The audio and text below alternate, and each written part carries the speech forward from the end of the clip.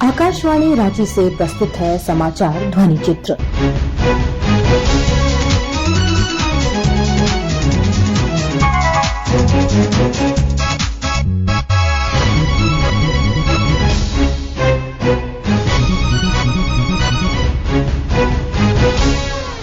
इस अंक में लोकसभा चुनाव पर विशेष रिपोर्ट। देश में 7 चरणों में होने वाले लोकसभा चुनाव के सिलसिले में कल पहले चरण का मतदान संपन्न हो गया। पहले चरण में उत्तर प्रदेश, पश्चिम बंगाल, बिहार, असम, मध्य प्रदेश, महाराष्ट्र, राजस्थान, तमिलनाडु, उत्तराखंड, अरुणाचल प्रदेश, मणिपुर और मेघालय की 102 सीटों पर मतदान हुआ। चुनाव आयोग द्वारा जारी रिपोर्ट के अनुसार पहले चरण में 62% मतदान दर्ज किया गया। इसके साथ ही अब अगले चरण में होने वाले मतदान के लिए राजनीतिक गतिविधियां, प्रशासनिक हलचल के साथ साथ मतदाताओं में भी खासा उत्साह देखा जा रहा है।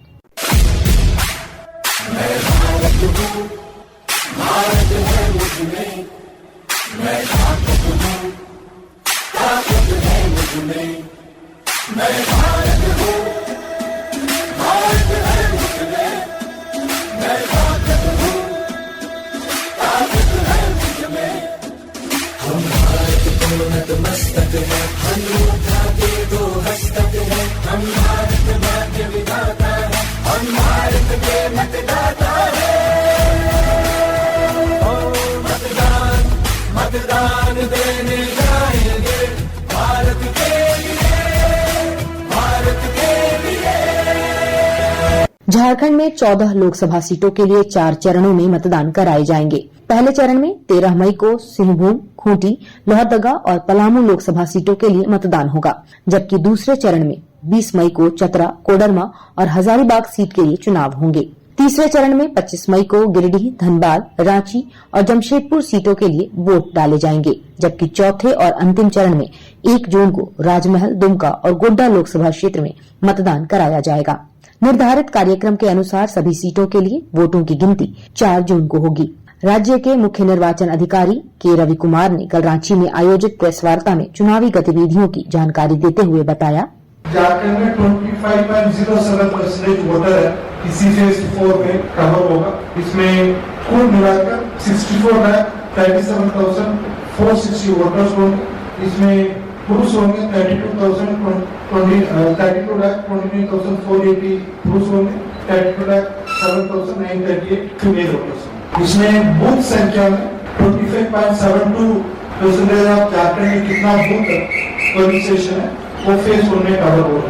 दुरुपयोग उसका व्हीकल परमिट इसमें किया जाता है, उसका दूर करने के लिए इसी बार एक स्टैंडर्ड फॉर्मेट में उनका व्हीकल का परमिट होगी। ना तो इसका फोटोकॉपी कर पाएंगे, ना तो डुप्लीकेट दूसरा कोई व्यवस्था से करा सकते। कलर कॉपी भी करने के लिए कोशिश करेंगे, नहीं होगी, कारण ये गोल्डन है वो कलर में नहीं आती।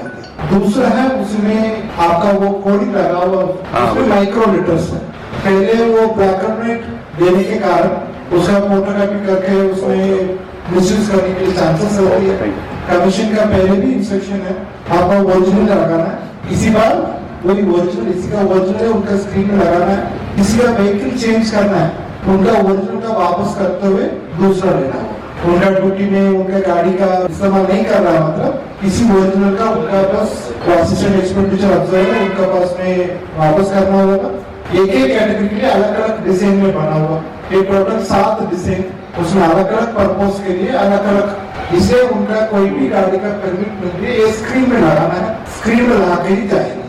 खूंटी पार्लियामेंट्री कॉन्स्टिट्यूंसी में एक कैंडिडेट एक फॉर्म जमा किया, ये दोनों निर्विधेय कैंडिडेट। खूंटी में एक कैंडिडेट एक फॉर्म जमा किया, लोहरदगा एंड पलामू में कोई नॉमिनेशन फाइल है।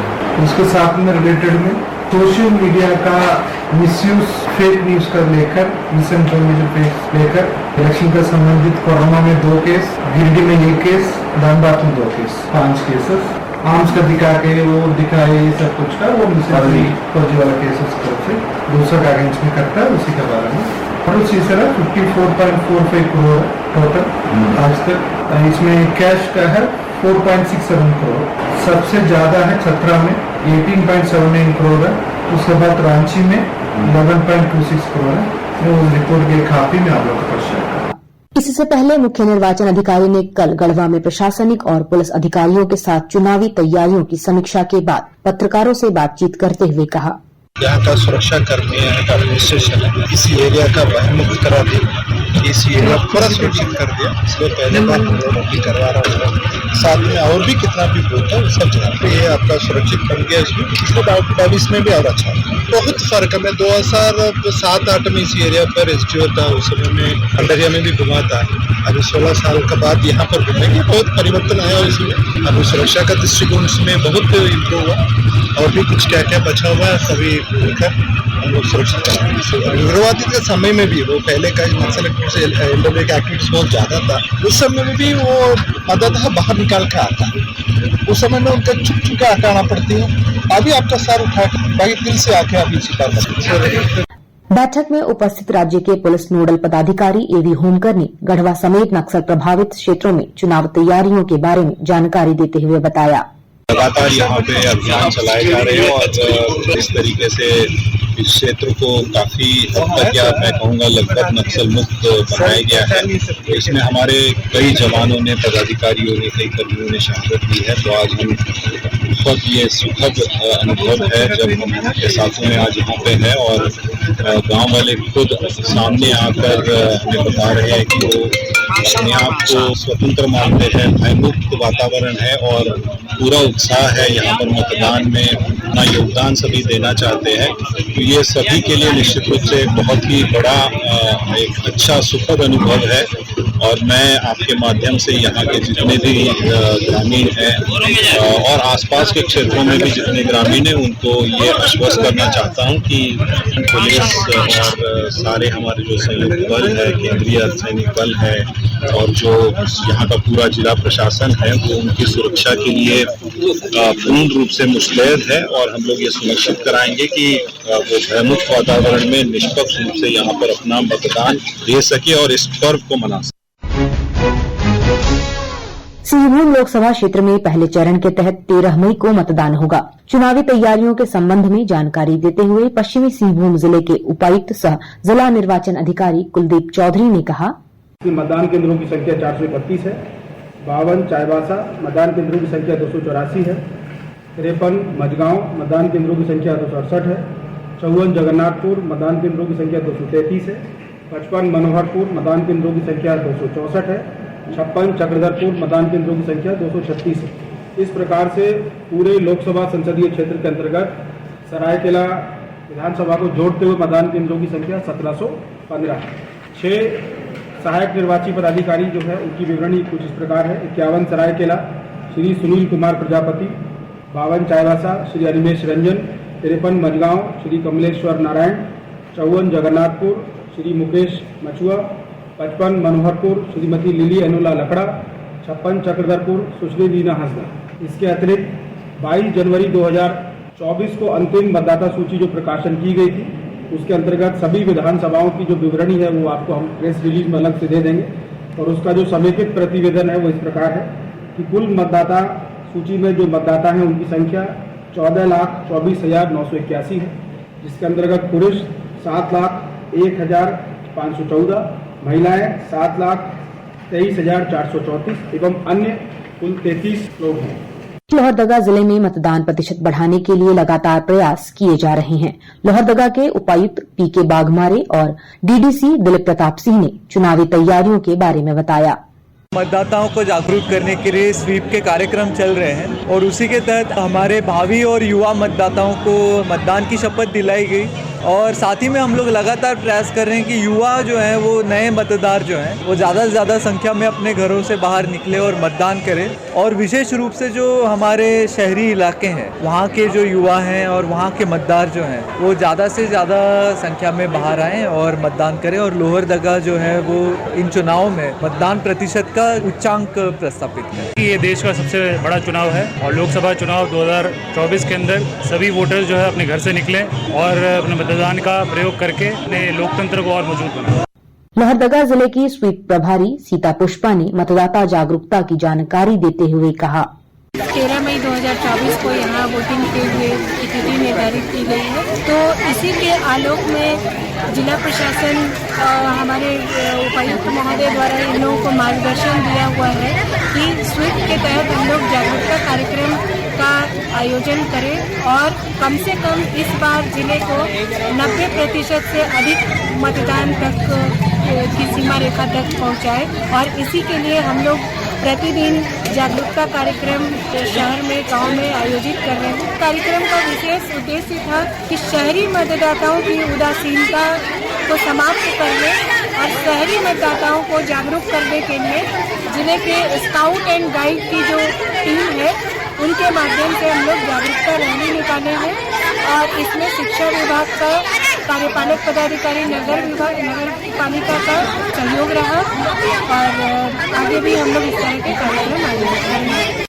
सिमडेगा जिले में स्वीप कार्यक्रम के तहत कल दिव्यांगों को मतदान करने के लिए संकल्प दिलाया गया। मैच जीतने के लिए वोट करना जरूरी है, लोकतंत्र को जिताने के लिए वोट करना जरूरी है। हम सब लोग मिलकर वोट जरूर करेंगे, जरूर करेंगे, जरूर करेंगे, जरूर करेंगे। सिमडेगा जिला समाज कल्याण अधिकारी सूरजमणि देवी ने सभी दिव्यांगों से लोकतंत्र को मजबूत करने के लिए मतदान करने की अपील की। लोकतंत्र का पर्व नजदीक है। कब है पर्व? 13 मई अगले महीना हम लोग सभी को वोट देना है और उसके लिए आज हम लोग यहाँ सभी को वोट की महत्ता, वोट देना कितना जरूरी है उस पर बात करने के लिए हम लोग आए हैं। सभी डिपार्टमेंट अपना अपना काम कर रहे हैं। तो हमारे विभाग की ओर से आप सभी दिव्यांग भाई बहन माताएं और जिनका मतदाता सूची में नाम दर्ज है उनको जो वोट है कीमती, बहुत कीमती है, एक वोट बहुत कीमती है, तो उसको मिसयूज ना करें, जरूर वोट जरूर दें। तो इस बार का जो चुनाव है उसमें सभी बूथों पर जो वृद्ध जन है जो घर से बूथ तक नहीं आ पा रहे हैं या ऐसे दिव्यांग भाई बहन जो बूथ तक आने में उनको परेशानी होती है, तो उनको हम बूथ तक लाने के लिए किस तरह सुविधा दें उस पर हम लोग काम कर रहे हैं। यहाँ जितने भी बूथ हमारे हैं 586, तो उसमें आप सभी मतदाताओं को सहूलियत ढंग से, सुगम ढंग से किस तरह मतदान की प्रक्रिया पूर्ण कराएं, इस पर बृहद काम चल रहा है।